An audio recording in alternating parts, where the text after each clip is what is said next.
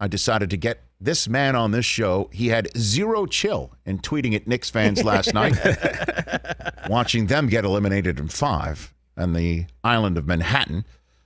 Sitting out there in Brooklyn with Kyrie and Durant and Harden and Blake Griffin and more is the Tony Award winner, Emmy Award winner, Golden Globe Award winner, Jeffrey Wright, the actor and diehard Brooklyn Nets fan here on the Rich Eisen Show. How are you, sir? I'm hanging in there, Rich. How you doing, man? I'm doing fine. I figured, you know what? Let's get Jeffrey on this show and give voice to the Brooklyn Net fan and what you think. What are you thinking right now, Jeffrey Wright? Yeah, you know, time to heal the nation, Rich. You know, yes. Bring it together here. One super team at a time. Yeah, you know, it's all. I got to laugh a little bit. It's pretty. I do find it pretty funny because, there's all this resentment, there's all this hate, toward the Nets, but there is not an NBA fan anywhere in this country, anywhere in the world, who didn't want KD when free agency came up, who didn't want Kyrie on their team. And now, everybody's whining because, the Nets are coming to town to spank that booty. So, I mean, I get it. But everyone wanted, people were floating out starting 5 lineups, speculative lineups with these dudes for every team in the league. So come on, man. I mean, it is what it is. And the thing that people, I think, fail to understand is that this didn't just happen with the flip of a switch. What's happened in Brooklyn since the Nets got here is that there's been an evolution of a culture at that organization and on that court, a culture of winning that began to grow and to bloom. And that's what attracted these guys. From the time they hit in 2012 till 2019 when this happened, there'd been a vibe created there. Not only a vibe in the arena. No, we don't throw bottles, we don't spit on people. Lately we just bag the W's. That's all we do. But there was a vibe there. There was an attractiveness there, and there was a young core team that had been developed that was really starting to grind, and that's what it was. It was this culture of winning that started to emerge, I think, that was the reason that this was possible. So it didn't just happen overnight. No, and obviously, again, it's difficult, certainly in the city from which you're calling right now, from Brooklyn, where it's difficult even for the fans sitting there in the island of Manhattan that did watch their favorite team go out in 5 last night. That team and that arena was not the conduit for the super team to form forces. You're right. The Nets did build something with that arena as well that made it more attractive for those guys to go there and team up. I think it's just people just can't handle the teaming up aspect of it. They just can't. Yeah, well, but the Knicks fans were dying for those guys to be there, so it's a little bit cynical, but I get it, as I said. But, and I think it starts, too, with the Nets really from the top down. They've got Joe Tsai there now, and obviously deep pockets, But remember, that guy was an athlete at Yale. I don't know him. I've met him a couple times. I don't know him very well. But he was an athlete. He played lacrosse, as I did in college, If you're a collegiate athlete, you want to win, right? So you're establishing that now that he's, gotten control over the team. I have to imagine that falls down from the top. Let's win, just win, baby, Al Davis style, So the culture over at the Knicks organization is not quite as clear, or certainly that hasn't been manifest in the way it has been in Brooklyn. So, they've got a lot going for them. Sean Marks over there has been pulling together some guys, over these past years. And there's obviously a serious eye for talent. You think about the big three. Yes, Kyrie, physicist, KD, daggers, and Harden, You think about I'll get to Harden in a second. You think about those guys, but the role players this year have really contributed in ways that have been underappreciated. Guys like Tyler Johnson, had to step up at times. Shamet, the way that Claxton has emerged. And Joe Harris, for example, who a few years ago, people were going, Joe who? It's like, oh, you know his name now, But these guys are playing a huge role in the Nets' success and in getting them through this season when there were some valleys that we dipped into, through injuries and the like. So, this is a larger picture than just these bad dudes, that make up this big three. And frankly, with Harden, yes, talk about Harden for a second. When that possibility came up, I have to say, I was like, I don't know, bro. I don't know what's going on down in Houston, and right. The vibe seems, kind of off.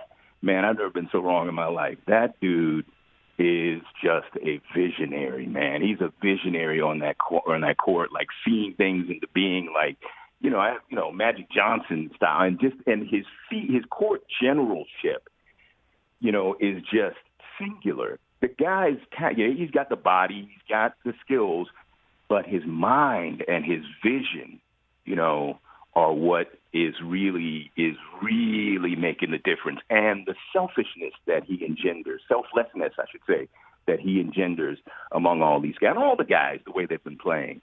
Everybody says it's ego-driven, they're selfish. No, man, they've been playing such generous, beautiful basketball, and they haven't even really hit it yet. But there were pockets during the season where they hit it, and then the Celtics, they started. So I don't know. I don't think people should really complain yet, because wait for it, and then maybe you can complain again. But it's not really on all cylinders even just yet.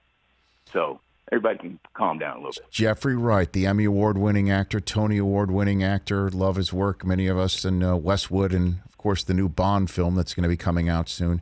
Right here on the Rich Eisen Show. So where's the parade, Jeffrey? Where does it take place? Do you go to Manhattan? Do you do the Canyon of Heroes right in the Knicks' backyard? Or you go like Nostrand Avenue? You do something right there in Brooklyn? What do you do? Where do you go? Nobody goes to Manhattan. We don't go to Manhattan from Brooklyn. You go get to the track.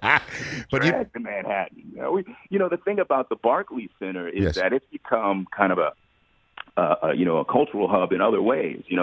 A lot of the protests this summer, against police brutality after the George Floyd thing. A lot of those emanated from the Barclays Center. So there's an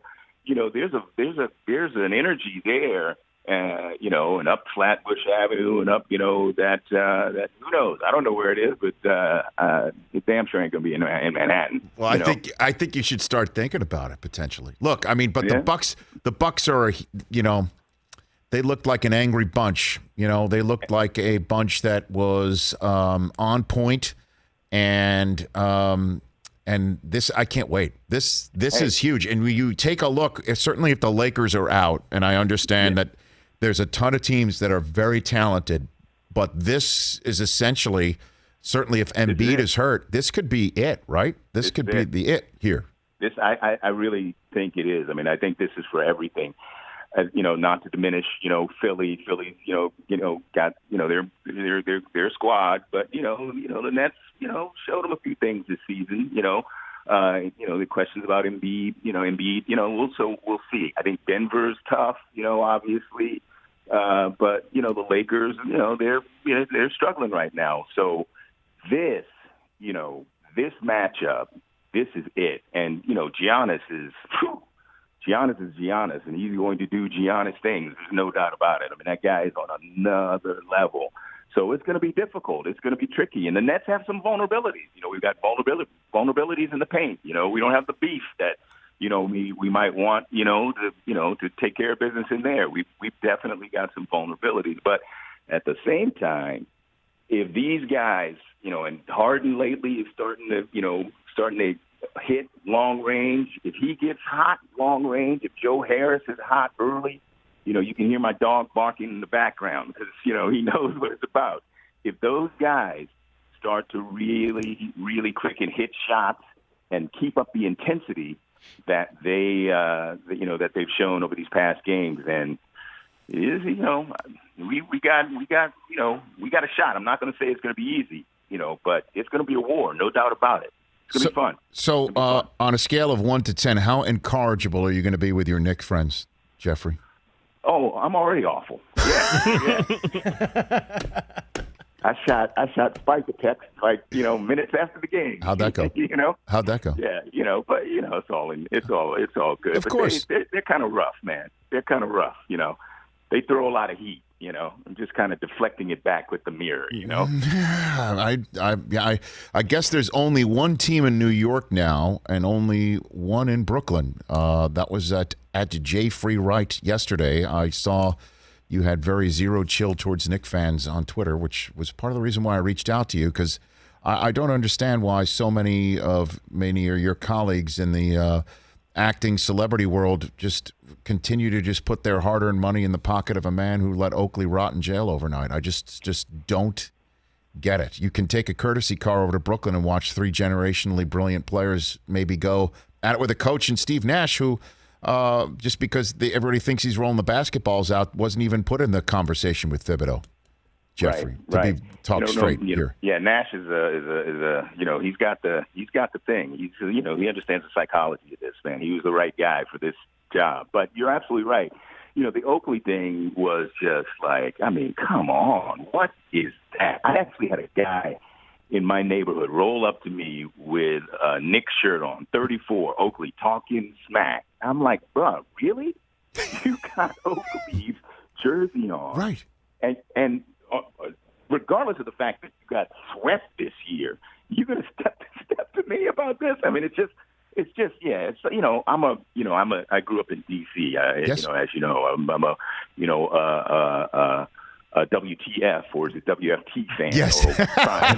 No, it went from WTF to WFT this year and maybe beyond. Actually, yeah. They transposed those letters. Yeah, right.